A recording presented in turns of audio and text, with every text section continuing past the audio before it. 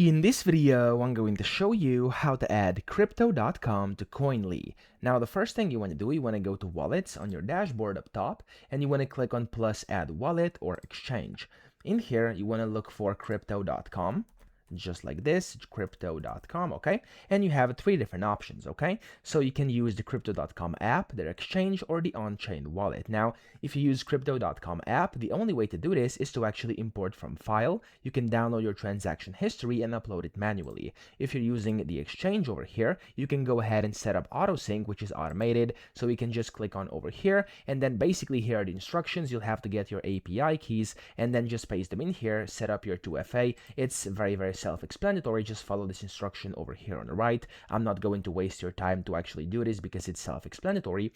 And then here you have the on-chain wallet as well. Now this one also will allow auto sync, where you can basically select blockchains and then the receiving address and click on import over here, or you could also of course import from files. So I'm gonna go with the app version over here first. I'm gonna click on app, I'm gonna click on import from file, and then here you can drag and drop your files or browse for them. So I just have a sample file I actually created over here on the right. It tells you how to do that as well. So I'm just going to basically put that in here. There we go. I have a sample coin tracker transactions, and then the time zone, you can also specify that and click on import. Now sometimes it's going to ask you what kind of file this is. I'm going to click on coin tracker custom format and then click on continue, and there we go. It's going to say importing 25 transactions added. Now this is just a randomly generated file, but if I go to my wallets over here, as you can see, it's going to say that there's like 25 transactions and then the total value. But again, this is just like randomly generated. I just created this for the purpose of this specific video, okay?